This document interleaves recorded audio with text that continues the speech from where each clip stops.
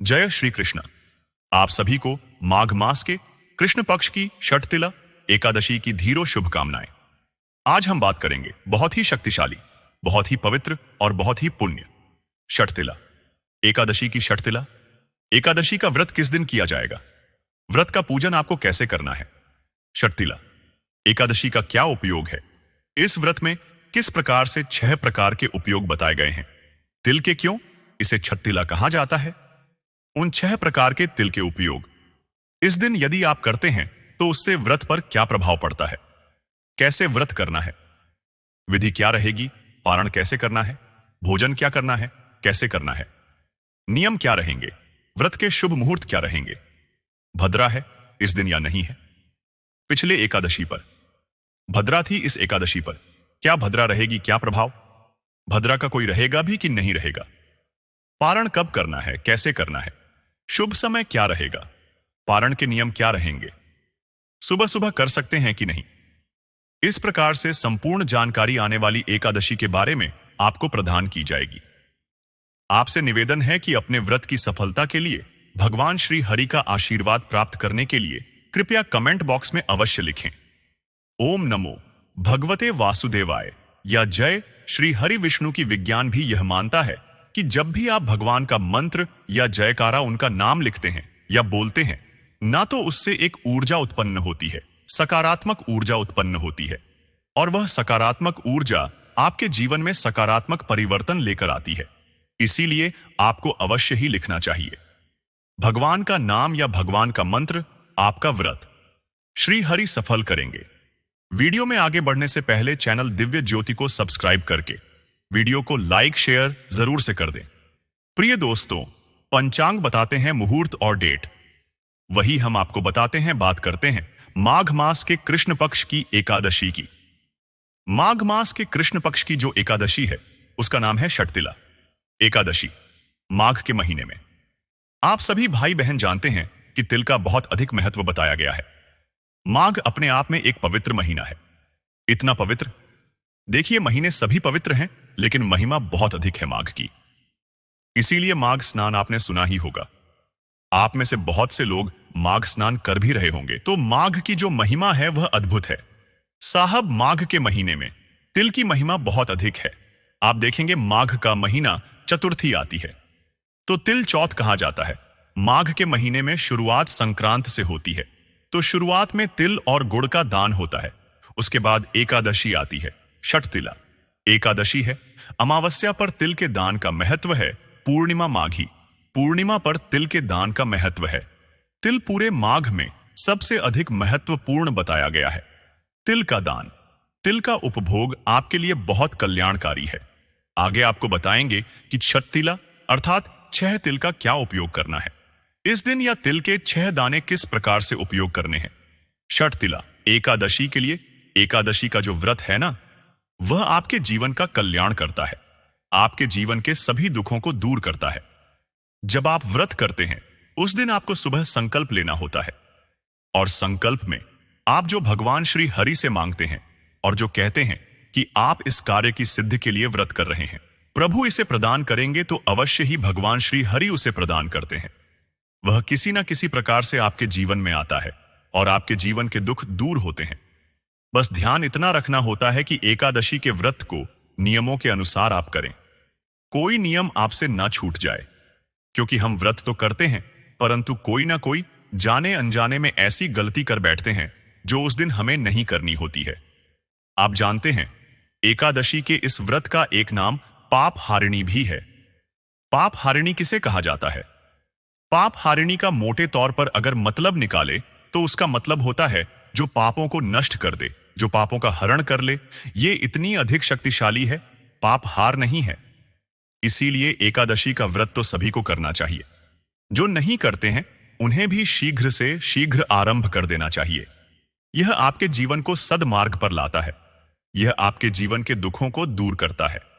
एकादशी की महिमा इतनी अधिक है कि आपके जीवन में कोई भी कष्ट हो, आप संकल्प लीजिए कि प्रभु मैं इतनी एकादशी का व्रत करूंगा, मेरे जीवन के यह संकट है, मुझे इन संकटों से वारो। आप देखिएगा कि आपके जीवन के जो संकट है ना, वो धीरे धीरे खत्म होने लगेंगे, समाप्त होने लगेंगे साहब। यह एकादशी का जो महत्म है वह इतना अधिक है। और इसका महत्व इस प्रकार से बताया गया है कि निर्धन को धन देता है, संतानहीन को संतान देता है, संकटों से उभरता है, परेशानियों से उभरता है, क्लेश को दूर करता है।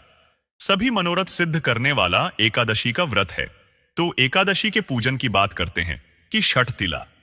एकादशी का पूजन आपने किस प्रकार से करना चाहिए, सुबह उठने के बाद क्या करना है और 6 प्रयोग क्या करने हैं।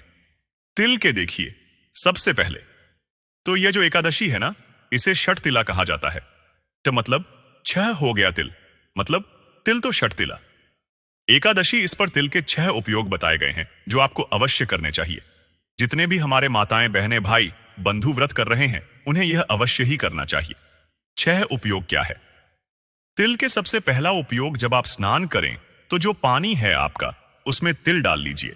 तिल युक्त पानी से स्नान कीजिए। दूसरा, तिल का उबटन। इस दिन आप साबुन के स्थान पर तिल का उबटन लगाइए। मैं शास्त्रोक्त बातें कर रहा हूं, यहां वहां की बातें नहीं कर रहा हूं, तो कृपया आप इधर यह ना सोचे कि यह क्या बताया जा रहा है। जो लिखा है इसका वर्णन एकादशी का मैं वही आपको समझाने का प्रयास कर रहा हूं। तिल का उबटन लगाइए, साबुन ना लगाए। साबुन के तिल का टन प्रयोग करें। स्नान के बाद जब आप पूजन करेंगे तो उसमें तिल का पूजन करें। सर्वोत्तम तो बताया गया है। तिल का हवन, आप तिल का हवन कीजिए। भगवान को हम इसके मंत्र भी बताएंगे, किस प्रकार से आपको हवन करना चाहिए। इस दिन कोई बहुत अधिक विधि नहीं है, उसकी सूक्ष्म आपके घर में कुछ सामग्री अधिक चाहिए भी नहीं। 5 मिनट में वह हवन कर सकते हैं। आप कीजिएगा, बहुत अधिक पुण्य प्राप्त होता है। इसको करने से इसके लिए किसी बहुत बड़ी पढ़ाई लिखाई की आवश्यकता नहीं है। विधि आपको हम बता देंगे, जो मंत्र है वह आपको बता देंगे। बड़े ही साधारण मंत्र हैं, बस उनकी महिमा अधिक है। आहुति तिल की देनी है, यह याद रखिएगा। चौथा है तिल का पानी। तिल का पानी आपने इस दिन पीना है। और 5वां है तिल का भोजन या मिठाई। तिल युक्त भोजन आपको इस दिन ग्रहण करना है। और छठा है तिल का दान। इस दिन जितना हो सके तिल का दान कीजिए। यह 6 आपको उपयोग करने हैं। यह 6 उपयोग करने से आपका व्रत सिद्ध होगा। छठ तिला एकादशी आपके लिए सिद्ध रहेगी। यह हो गया कि छठ तिला एकादशी पर आपको 6 तिल के उपयोग किस प्रकार से करने हैं। अब बात करते हैं कि पूजन कैसे करना है। देखिए, स्नान आदि करके सुबह सूर्योदय से पहले अवश्य उठ जाएं। प्रयास तो ब्रह्म मुहूर्त का करें, परंतु अभी सर्दी गई नहीं है। उत्तर भारत में अभी बहुत ख की ठंड है, हमारे दिल्ली में भी बहुत ठंड है। तो जो लोग ना उठ पाए ब्रह्म मुहूर्त में, वह लोग सूर्य उदय से पहले अवश्य उठ जाएं। उठने के बाद स्नान आदि करके स्वच्छ वस्त्र धारण करके पूजा के लिए अपने पूजा स्थान पर बैठे। जो भी आपका स्थान है, जहां भी आप पूजा करना उपयुक्त समझते हैं, घर के किसी भी कमरे में, किसी भी कोने में, जहां आपने कहीं मंदिर आदि बना रखा है, तो वहां पूजा के लिए आसन लगा लीजिए। छोटी सी सामग्री बता रहे हैं, उसको इकट्ठा कर लीजिए ताकि बीच में उठना पड़े, क्योंकि पूजा के बीच में उठना नहीं चाहिए। पूजा के लिए जब बैठ गए तो पूजा को पूर्ण करके ही उठिए। ना क्या करना है, थोड़ी सी रोली ले लीजिए, सबके घर में होती है। मौली ले लीजिए, सबके घर में होती है। लौंग, इलायची, पान सुपारी ले लीजिए, सभी के घर में होती है। अगर यह नहीं भी हो तो कोई बात नहीं, यह अतिरिक्त सामग्री में है, यह उपयोग नहीं भी करेंगे तो चलेगा। परंतु रोली, मौली, धूप, घी का दिया, फूलों की माला अगर हो तो उत्तम है, या थोड़े से खुले फूल ले लीजिएगा। नवद के रूप में जो भी आपके पास हो, कोई फल आपके पास हो तो उत्तम है। कोई मिठाई आपके पास हो, तिल युक्त मिठाई हो तो सर्वोत्तम है। और मिश्री भी आप प्रयोग में ला सकते हैं। अगर कुछ ना हो तो 1 लोटा लीजिएगा। तांबे या पीतल का हो तो सर्वोत्तम रहेगा। उसमें शुद्ध जल भर लीजिए, उसमें थोड़ा सा गंगाजल मिला लीजिए। देखिए, शुद्ध जल भर लीजिए, गंगाजल मिला लीजिए। विधि ऐसे होती है कि पहले उसमें गंगाजल भरिए, चाहे आप 2 बूंद गंगाजल डालिए, पर पहले खाली लोटे में गंगाजल डालिए, उसके बाद उसमें जल भर लीजिए, शुद्ध जल भर लीजिए। यह लोटा आप पूजा का रख लीजिए। अब हम पूजन आरंभ करेंगे। आपके पास एक तस्वीर या प्रतिमा होगी। भगवान श्री हरि विष्णु की सबसे पहले उसकी स्थापना की जाती है, फिर हम संकल्प करेंगे। देखिए, अगर आपके पास कोई चौकी है लकड़ी की तो चौकी लीजिए, उस पर पीला वस्त्र बिछा सकते हैं। तो वह बिछाए अगर नहीं है तो आप पृथ्वी पर रखकर भी पूजन कर सकते हैं। जहां भी आपने भगवान की तस्वीर को रखकर पूजन करना है ना, पहले उस स्थान का शुद्धिकरण आवश्यक है। तो लौटे में जो हमने जल भरवाया है उससे थोड़े से छींटे दीजिए उस स्थान पर जहां आपने तस्वीर रखनी है। इससे स्थान का पवित्रीकरण होगा, शुद्धिकरण होगा कि भगवान हम विराजमान करने वाले हैं। वहां पे तो स्थान शुद्ध होना चाहिए। छींटे कैसे देंगे? अगर आपके पास कुश हो, कुशा, तो उससे छींटे दीजिए, सर्वोत्तम होगा। अन्यथा आप कोई पुष्प उसमें पानी में डुबो के उससे भी छींटे दे सकते हैं।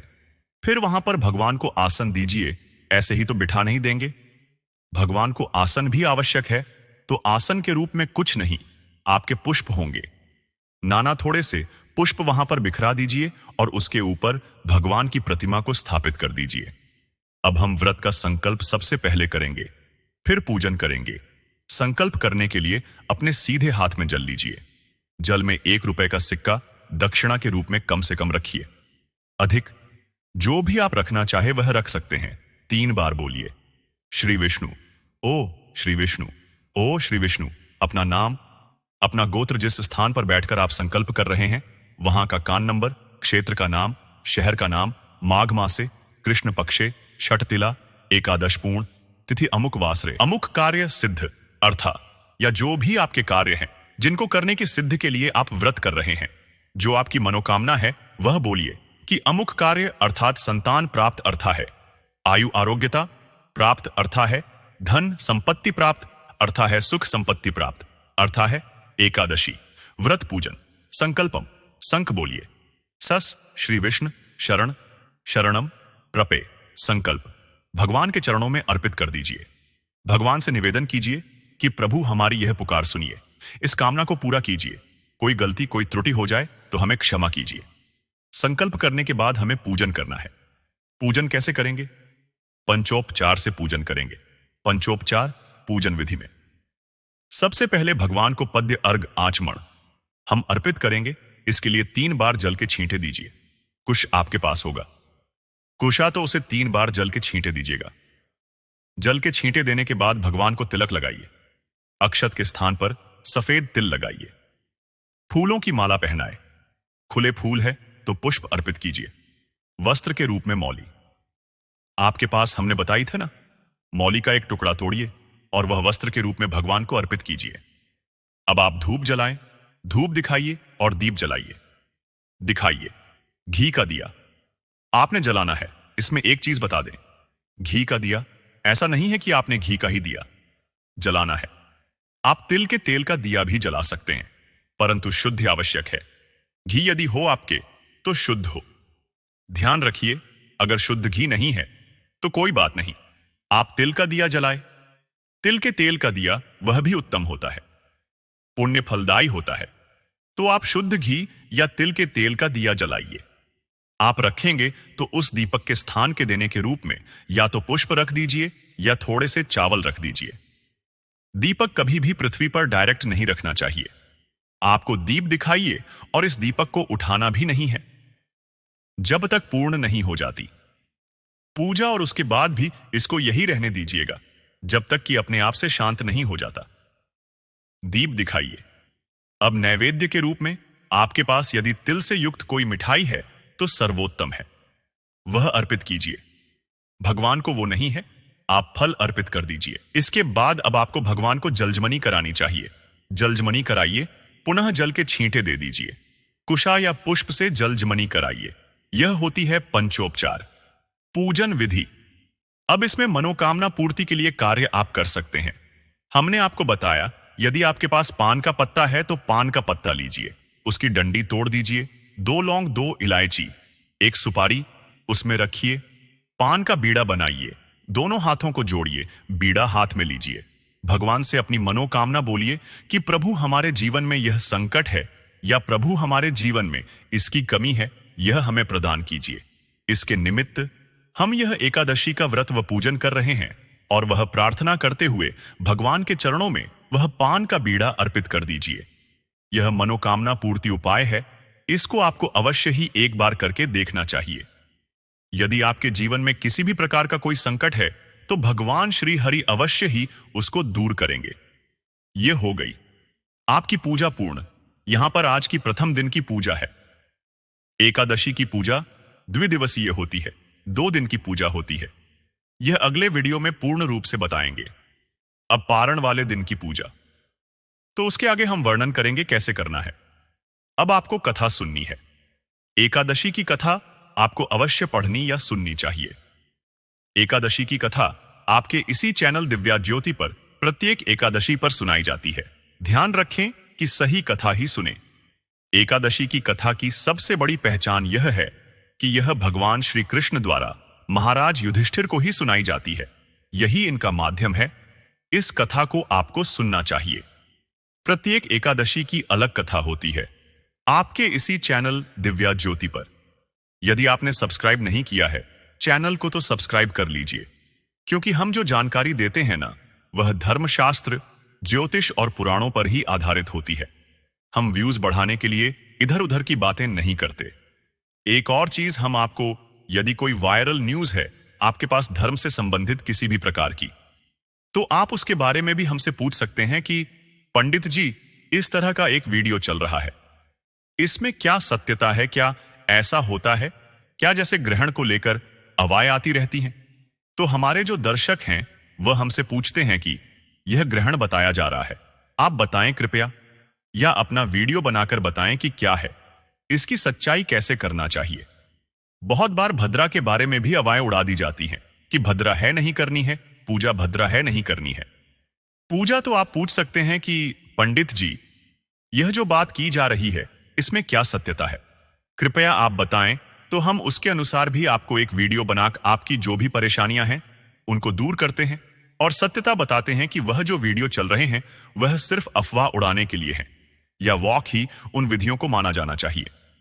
तो ऐसा कोई भी विषय यदि आपके संज्ञान में है, आपको झांत है, जिसके बारे में आप सोच रहे हैं कि यह सही है या गलत है, पता नहीं, तो आप अवश्य ही कमेंट बॉक्स में लिखकर पूछ सकते हैं। हम आपको उसकी सत्यता प्रमाण सहित प्रदान करेंगे। कथा सुनने के बाद अब आपने भगवान की आरती करनी है। आरती करके फल का भोग आज भगवान को लगाएंगे। अन्न का भोग नहीं लगाया जाता है। अन्न जो है वह द्वादशी को ग्रहण करेंगे, जिस दिन आप व्रत का पारण करेंगे। अब आप दिन का जो कार्य है उसको कीजिए। आप ऑफिस जाते हैं, ऑफिस जाइए, आपका कार्यालय, रोजगार जो भी है उसको कीजिए। भगवान के चरणों में मन को लगा के रखिए। अब बात करेंगे नियमों की। नियम हमने पहले भी बताए हैं। षटतिला एकादशी पर विशेष नियम क्या है जो आपको मानना चाहिए और क्या गलती आपको नहीं करनी चाहिए। सबसे पहले तो षटतिला एकादशी पर भूल कर भी तिल की किसी वस्तु का अपमान आप ना करें। और षटतिला एकादशी पर तिल का उपभोग आप अवश्य रूप से करें, यह अवश्य आपको ध्यान रखना है। षटतिला एकादशी पर और दान के स्वरूप में। षटतिला एकादशी या तो पारण वाले दिन या तो एकादशी व्रत वाले दिन आप चाहे एक लड्डू ही तिल का दान क्यों ना करें। तिल का दान आपको अवश्य करना चाहिए। दिन में किसी के प्रति वैर भाव का प्रयोग ना लाएं। जब आप ऑफिस में हैं, अपने कार्यालय में हैं, किसी के साथ उलझे नहीं, झगड़ा ना करें, क्रोध ना करें, अकारण किसी के साथ अपशब्दों का प्रयोग ना करें। घर में शांति का माहौल रखें और किसी भी प्रकार का क्लेश का वातावरण नहीं होना चाहिए। भगवान बैठे हैं आपके घर में, तो आपको उनके लिए सदा अच्छा माहौल ही रखना चाहिए। सौहार्दपूर्ण माहौल आपके घर में रखें, आसपास रखें। किसी के साथ उलझे भी नहीं, किसी को अपशब्द भी ना कहे और किसी का बुरा ना करें, किसी का अहित ना करें। किसी का भला कर सकते हैं तो बहुत अच्छा है, परंतु अहित किसी का बिल्कुल भी ना करें। दिन को भगवान के चरणों में ध्यान लगाते हुए व्यतीत कीजिए। सायंकाल को यदि संभव है तो कीर्तन कीजिए और रात्रि को संभव है तो जागरण कीजिए। और पृथ्वी पर शयन कर सकते हैं तो सर्वोत्तम है। पृथ्वी पर शयन कीजिए। आपको ब्रह्मचर्य का पालन अवश्य करना चाहिए। आप एकादशी का व्रत कर रहे हैं ना, एक दिन पहले से ब्रह्मचर्य का पालन आरंभ हो जाएगा और यह पारण तक रहेगा। अगले दिन जब आप व्रत का पालन करेंगे तब तक आपको ब्रह्मचर्य का पालन करना है, चाहे कोई ग्रस्त जीवन में है चाहे नहीं है। जैसा भी है, ब्रह्मचर्य बहुत महत्वपूर्ण है। इसका आप ध्यान रखिएगा कि ब्रह्मचर्य ना टूटे। अन्यथा आपका व्रत तो खंडित होता है।